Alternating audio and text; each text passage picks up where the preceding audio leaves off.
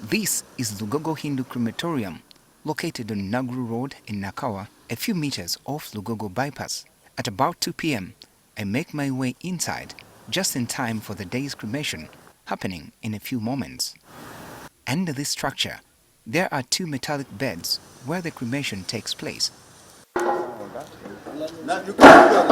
On arrival, in a few minutes, preparations for the exercise get underway with a pickup of wood. This is carefully selected from the store and is carried in a mixture of long and short pieces, which are laid on the metallic bed before a casket containing the remains of the deceased is brought from the waiting funeral service van parked nearby. It is placed on the wood and family members of the deceased allowed to bid farewell to their departed member before more wood is added on top of the body.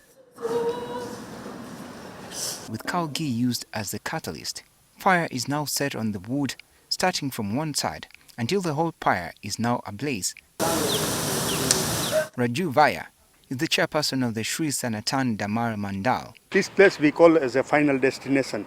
Any Hindu or a Sanatani who has born in this religion, our final stop is here. So we respect this place like a temple. It is not only people of the Hindu faith who are cremated in this place. Paresh Mehta is a trustee of the Mandal. We all know the cremation is one of the way, as we have a burial. Then also there are other form of people have their own wish that after their death. So about the cremation is individual's choice. However, he gives context on why the Hindu community holds the cremation process. We believe that we are made of 5 elements, which is wind, earth, sky, water and fire. So we are made out of those 5 elements and we worship those 5 elements if we are looking as a religion aspect. And after our death, we believe that we merge into those 5 elements. The heat beyond this point is unbearable because of the high temperatures behind me. Now the experts in charge of the cremation say this process takes about 2 hours to get complete. The chairperson takes us through the normal cremation procedure. Normally when the body comes here, there is a platform there. That's where we rest it there.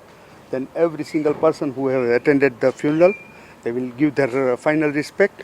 We'll give a flower, offering of flower, and after finishing that, then we start the fire process.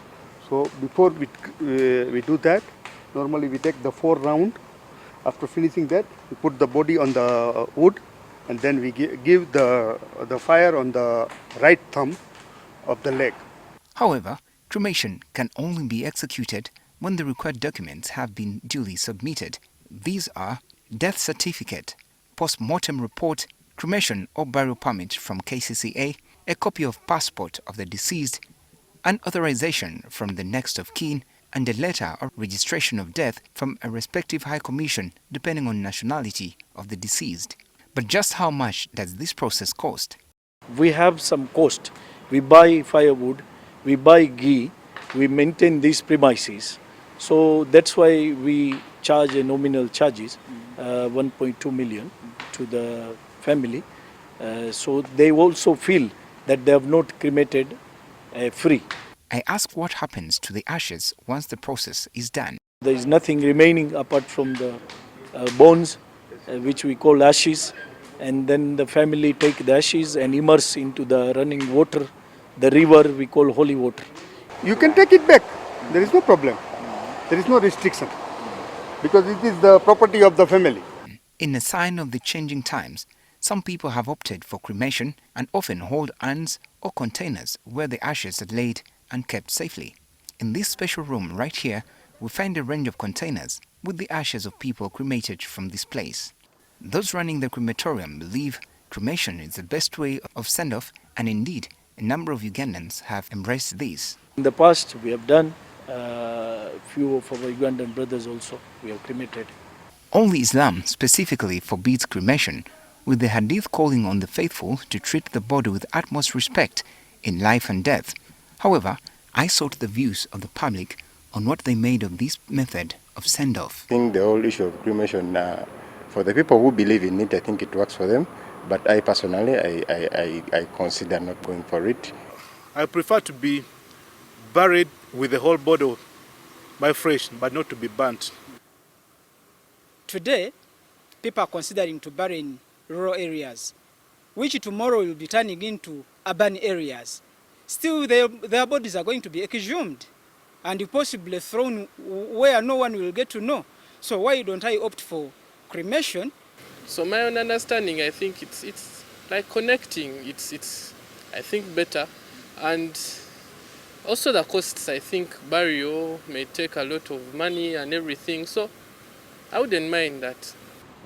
While this practice of cremation is foreign to the African culture, some environmentalists and conservationists are calling for its adoption as a way of saving the environment and also reducing on the cost of burials.